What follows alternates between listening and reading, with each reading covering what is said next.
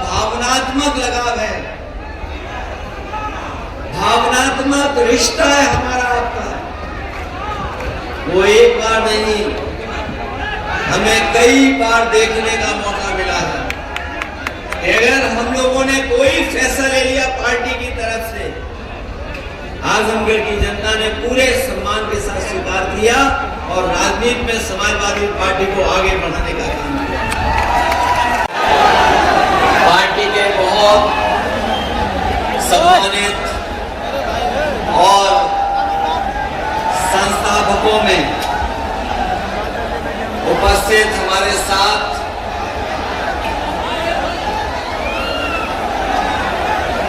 विधानसभा के स्पीकर रहे, मंत्री रहे और आज विधानसभा में नेता प्रतिपक्ष के नेता आदरणीय मातम साहब पांडे जी, मंच पर उपस्थित हमारी पार्टी के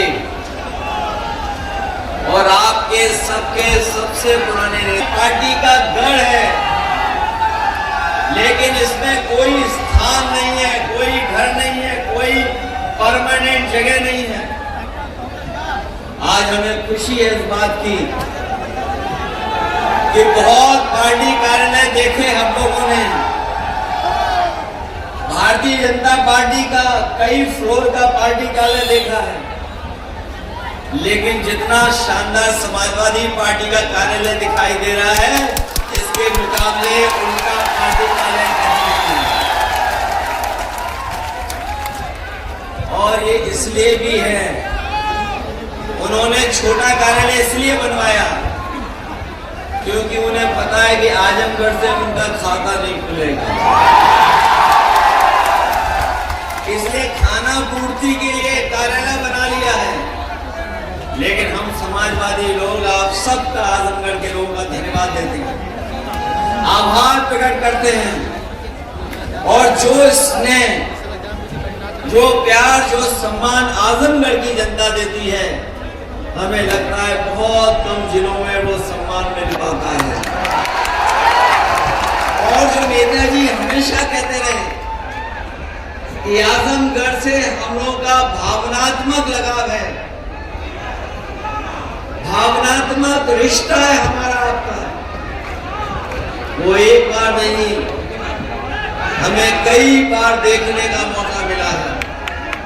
अगर हम लोगों ने कोई फैसला ले लिया पार्टी की तरफ से, आजमगढ़ की जनता ने पूरे सम्मान के साथ स्वीकार किया और राजनीति में समाजवादी पार्टी को आगे बढ़ाने का काम किया। मैं जब सामने एक हमारा कार्यकर्ता साथी जो तस्वीर दिखा रहा है, एक तस्वीर उसके हाथ में है कि माननीय काशीराम और नेताजी एक ही सोफे पर बैठे हैं। सोचो कब की विचारधारा का विलन, दो विचारधारा एक साथ किस समय पर आई थी। और जब मैं अभी हमारे बगल में जो बैठे आदरणीय माता साहब पांडे जी से मैं पूछ रहा था कि राजनीति में कितना समय आपका गुजरा है, तो जब मैंने हिसाब किताब लगाया तो एक सदी का कम से कम 60% हिस्सा उनका राजनीति में गुजर गया। एक सदी का 60वां हिस्सा उनका इसी के साथ समाजवादी आंदोलन के साथ गुजर गया।